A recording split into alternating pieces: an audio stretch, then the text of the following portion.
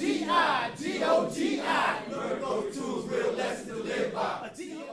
I'm grateful that you're here because we want to create a little short video, 29, 30 minutes video about being a Gogi couple. Now, I know you have a lot of things going on in your life that work well together. You have your spirituality, you actually have your employment that's consistent with each other. But another thing that you have is that you both appreciate, use, and teach the Gogi life tools.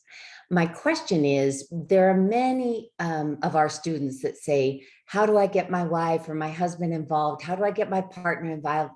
How do I get my child involved? And when this happens, there's magic in the relationship, an added element of wonder and purpose and meaning gets added to that equation. So I wanted to create a video to inspire people to actually entertain becoming a Gogi couple. You guys are very much a very Gogi couple. Can we talk for a moment about exactly how did that happen? That Gogi kind of got integrated into the very core of your daily life. So you know what, when me and Jessica met, we met at Homeboy Industries, and one of the first things that I brought up to her was how, you know, co-facilitating, helping me get Gogi there at Homeboy Industries. So Jessica like knew about Gogi, she read it, but she didn't have like, she wasn't really involved with Gogi at CCWF. But what ended up happening is we ended up starting it there at Homeboy Industries. But at that time, I think you left already. You were already starting to work for ARC. And but what I did is I manipulated my wife. I really did. In the best of all ways. Yeah, but in a good way. So we had an opportunity to start Gogi at the women's prison, and I could have focused more on the men's prison, but if the men's prison in Chino, where I work, Jessica works at CIW, and we both work for ARC, the Hope and Redemption team. So I thought about it. I said, how you know, a good way to get her involved is getting it going at the women's prison, because she would have to be part of it. She actually would have to be the one to escort me in, and there was a high demand there at CIW. So she has to be part of Gogi and learn it. So that's how it's part of our life. Al, I think that is the best outcome of criminal thinking, is when you can take the skill of criminal thinking and then actually use it for good, for the win-win. That's why people get it all mixed up. Sometimes criminal thinking, when you get it on the good track, it's wonderful because it allows so many different opportunities.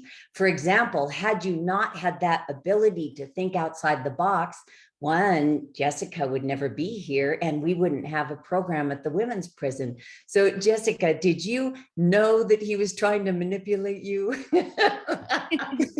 What were your thoughts when this guy says, come start Gogi at Homeboy with me? And, oh, okay, you got a job. Okay, start Gogi with the women's prison. What were you thinking when he was bringing this up? Did you just think this guy is crazy, or what were your thoughts? No, I didn't think he was crazy at all. Actually, because of that, I knew he was one of the more normal people there. Really? Yeah. So, you know, one of the things I always tell my participants, my students, the women that I coach, is that you're you from the day you were born. You know, the trauma that you went through caused you to develop some character defects, which allows us to lean on our addictions, and criminal thinking is one of those addictions. You know, he's always been this true manipulator. You know, but you know, one of the things that I admire a lot about him is that he likes to set goals, and he's determined.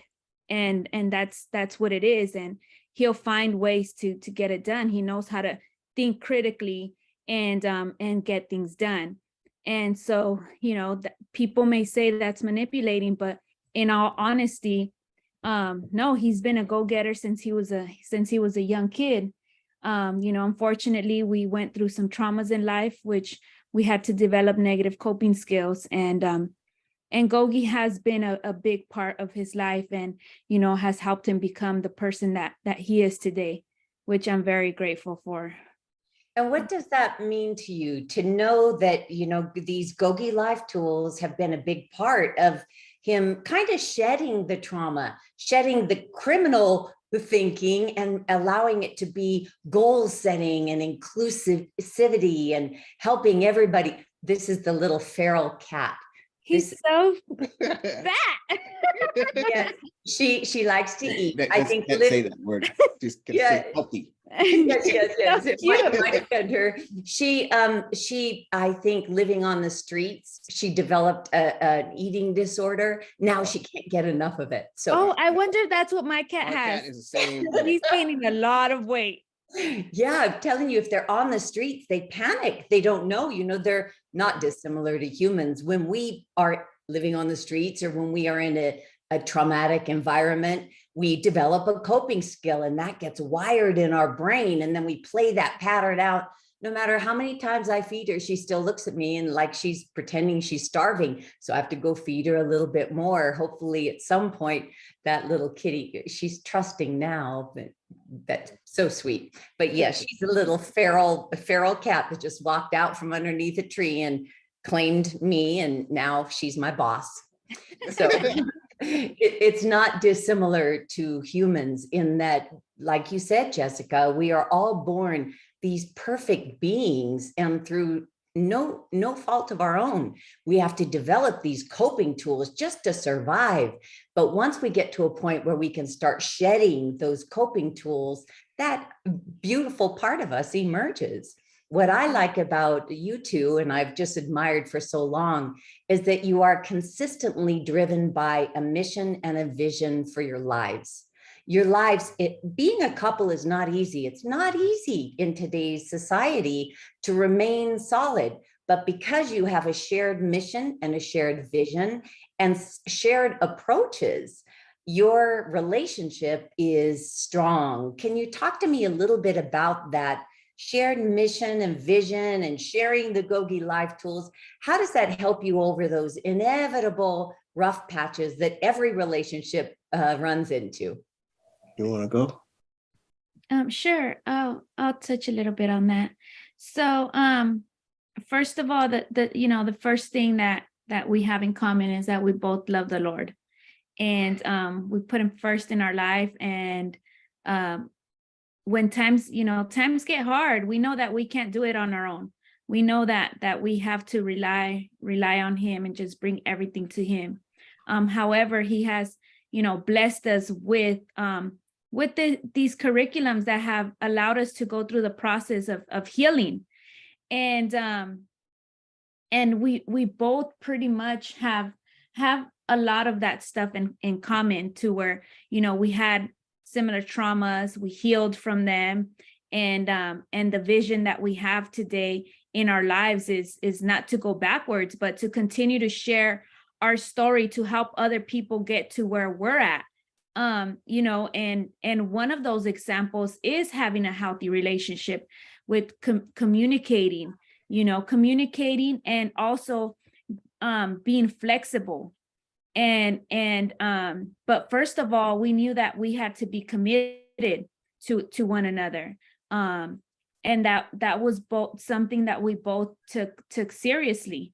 And I know that, a lot of it has to do with the Gogi tools that he uses to help him stay on track. Would you say that's true, Coach Al? Is that Yes. these tools help you remain? Oh yeah. Big time. I mean, just in life in general, and all the decisions that I make, I do use the boss of my brain. I always do that. I always try to stay in the smart part of my brain, unless, you know, there's good emotions that will, you know, motivate me from doing good things to doing good things, you know. Right. So yeah, it does.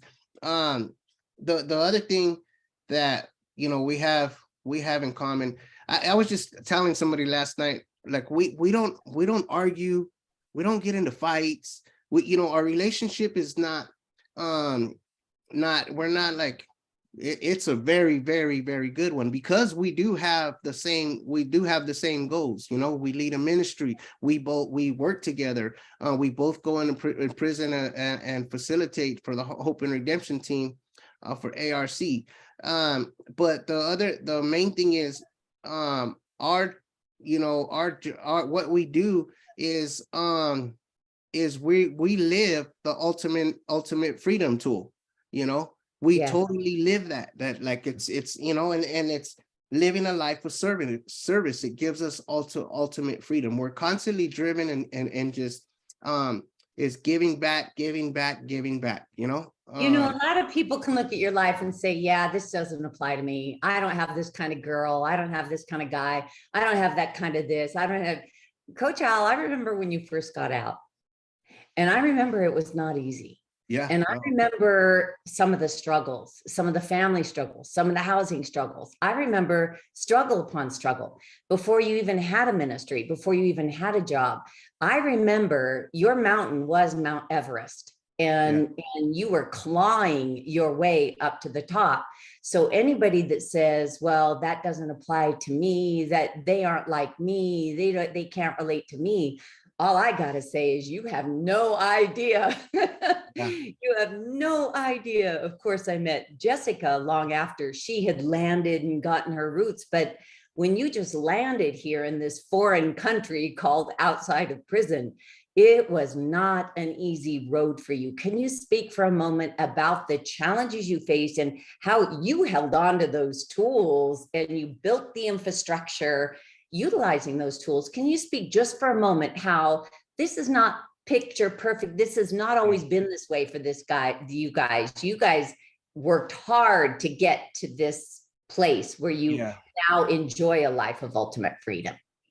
Yeah. You know, after serving 20 years in prison, coming out during COVID, that was challenging in itself. And then most of the time that I did in prison was either in the SHU or level 4. So I was in cell the whole time, you know, so I can't come out, and it was, life out here was totally different from when I went in. And there was a whole lot of challenges and things that I was going through. Like, man, I mean, so many family struggles, like job stuff, things like that. But and in the beginning, but I continued, you know, for one, I stayed focused on God. Number two is I stood the boss of my brain. I mean, I use that always, constantly. That was your go-to tool. That's my go-to. Do not make decisions based on my emotions, because my emotions were all over the place. You know, like, man, I was going through, like I said, a whole lot of family struggles. There was hurts. There was new traumas being made. So do not react in your emotions. Stay in the smart part of your brain and make the correct decisions. When it had to do with you know, what job I was going to take, where was I going to go to Homeboy Industries, I just used the smart where I was going to live. You know, I stayed in the smart part of my brain the whole time. And you know, I don't want to say, everything was perfect. Every decision that I made, you know, was perfect. You know, I made mistakes. I had to take a couple of steps back, but I was still 8 steps ahead, you know. So, because I was out of prison and I was getting my life, you know, together and moving forward. And that mountain, it was Mount Everest. It was Mount Everest. But like Jessica says, I have a goal, and I'm still climbing that mountain to reach that goal. Jessica, how did it make you feel to know that you were falling in love with this man slowly but surely? Yeah, but she was watching you. It wasn't like she just jumped in and said, let's go for it. You know, I know her well enough to know that she just kept There was one foot by the door just in case until it wasn't.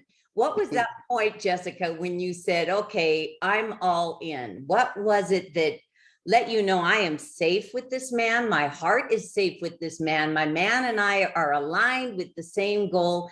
How did you get to that point? You know what? It was the moment that I heard his testimony, his whole story.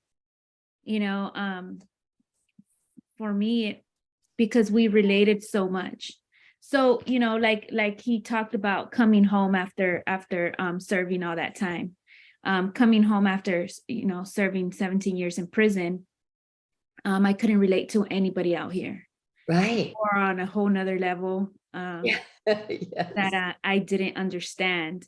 And nor did they understand me. That was what was important for me, is that if they don't understand what I'm going through and how the process of adjusting to the world out here is, then honestly, we have nothing to talk about. Right. And with him, it was different. You know, from the first day that we talked, everything was about, you know, our future goals, what, you know, where we came from. And but it like those conversations were short, you know, and really surface. However, I knew they were deeper than any other conversations I've had with anyone else that had been out here. And so then I got to hear his testimony. He did a podcast with one of the brothers, and I heard his testimony, and I was like, man, like we have more in common than I thought. This is my guy. Yeah. So, you know, one of the things that we gain while we go through the healing process is integrity. And not a lot of people see integrity as something that a value that they should live by. And it's very difficult to find people that even know what integrity is. However, when I met him, I know that he knew what integrity was. And for me, that was, you know, that was pretty much the green light. Coach Al, how do the GOGI Life tools help you explore integrity, actually know? And you're right, Jessica, so many people don't even know what integrity is. But going through the process of learning the GOGI Life tools, it almost becomes part of who you are. Coach Al, how did the GOGI Life tools help you become more of a man of integrity? I think, you know, there's 12 tools, just applying each and every one really to my life and my decision making, you know. And just, you know, we're talking before this about, you know, positive thoughts, positive words, and positive actions. You know, if we could just stay if we can continuously, you know, having positive thoughts, try to stay, you know, positive, look at things in a positive light, you know, our words follow and our actions follows, and that's integrity in it right there. And it really becomes Way of life. yeah, it becomes a way of life. It becomes part of you. You know, I mean, if you're having negative thoughts, negative words, negative actions, that's not integrity. That's not anything good, you know. So those tools are really, really, really what helped me. The other thing too, we look at the tool, what if, you know, that's, for me, I use that tool all the time as, man, what if I make this decision? What if I do this? What if I do this action? What's going to happen? I try to look at the outcome before making that decision or that step or that action, you know, because I want to stay doing what's right, you know, in all areas of my life. Yeah, wonderful. You know, I think it's about a month from now, you two have invited me to come to the women's prison to see how we're doing over there with the women in GOGI. I almost think, Coach Al, that maybe you manipulated me. They're in a good way, maybe. In a good way, I do believe. I think both Jessica and I and all the women that get to now study the Gogi life tools Yeah. have been a benefit of you being a man of integrity and you living a life of service and you seeing an opportunity to be of service and stopping at nothing to make that happen, which I think is great. And Jessica, to hear his testimony, hear his life, and know it aligns with yours, and then for you two to fuse together with one mission and one vision is actually a testament to the power when two people decide they want to be together and they are better together than they are apart and they can be of service together. So I really got to commend you not only for your own personal lives, but for the example that you set as to what a couple can accomplish. And like you said, your life is peaceful now. You don't go around fighting or blaming the other person because you're on point with your mission and vision, which is great.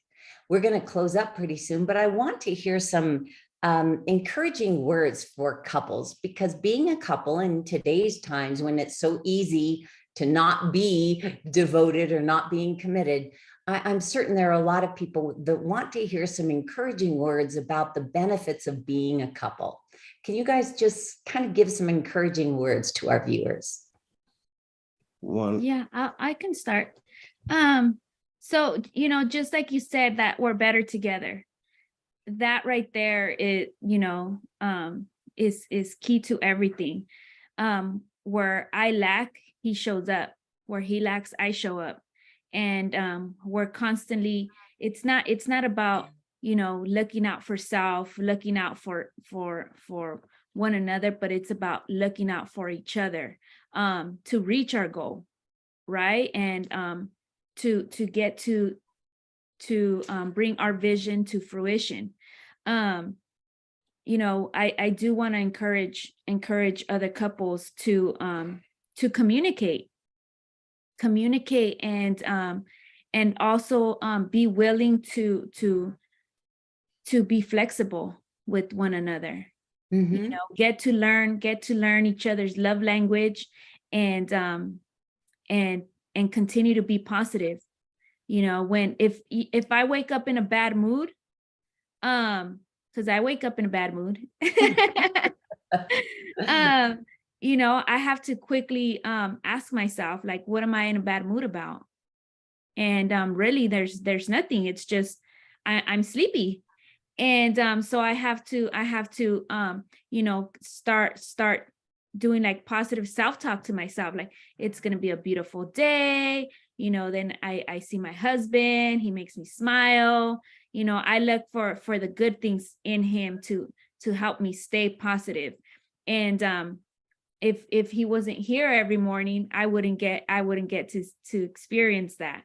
So, Right. just always being there for each other and reminding yourself that a relationship is not about meeting your needs, but meeting each other's needs. Beautiful. What advice would you like to share, Coach Al? I think she just said it all. I mean, that was like really good. I mean, with us, our relationship, it did start off. She said the conversations that we had were just like vague in a way on the surface, but really we prayed together the first time we had a conversation, and since then our relationship has always been based on God, and that's our main goal. And that's like what we focus on. Both of us, we just came out of our own ministries worship service. That right there is what keeps us really close. And like she also said, is praying together. I mean, she said communication. Praying together is one thing, but we communicate with each other. When we talk to each other, we talk to each other correctly. So you're not talking at the other person. We talk. Yeah, we communicate. Like, I don't know, we never argue or anything. We talk. Mm-hmm. In a mature way of communicating, and also in that we're caring about each other's feelings. I'm not gonna say things in a way, in any type of way, to hurt her feelings, because I love her, I care, you know, Right. and her in the same is the same way towards me. So, you know, communication really is key to. You know, Well, one of the things I do want to share that he asked me about is, you know, when I'm sharing struggles or challenges with him that I may be going through, whether it's with family or our job or just you know, anything that I'm venting to him about, he asks me like, well, like, where is this coming from? You know, what part of your brain are you speaking from? The uh, emotions, you know, uh-huh, uh-huh. because the decision that you make is the outcome from the decision you make is going to be based on the consequence from the part of your brain that you're choosing. Well, but that goes to how he is communicating with you. Instead of him saying, just use your smart part, you know, instead of kind of talking at you, he's literally asking you what Mhm. part of your brain is engaged. And I think when people hear, oh, well, just communicate, a lot of people don't know how to communicate. And it really is asking the question. It is really listening to the answer. And I've got to say that you two are just so impressive in your ability to do that and to keep your goals and your mission and your vision and your purpose intact. I just have to commend you. I'm so proud of both of you. And I'm so happy you manipulated me to drive many, many hours to go to go talk to our women. I think it's the best form of convincing people of how they can improve their lives. I'm just so proud of you. Thank you, thank you, And thank you. we're also really grateful for Yeah. your support in allowing us to take Gogi into the women's prison. I know it's been a long time coming. It's been a need in Yeah. there for very long. And who knew I'd marry the man that takes Gogi in there, huh? I know. Isn't that great? Well, I'm so proud of you. And any way I can support your efforts, you know, I've got your back on that one. Thank you, I Coach. hope you have a beautiful, beautiful rest of your day. I know that the viewers will feel inspired, they'll feel hopeful, and that's exactly what I wanted to share. So thank you so much. Thank you, thank you. Have a good great day. day. Bye. G-O-G-I, G-O-G-I. Gogi told me this, I got to do it. G-O-G-I, G-O-G-I. Gogi told me this, I got to do it. G-O-G-I, G-O-G-I. Gogi told me this, I got to do to live right.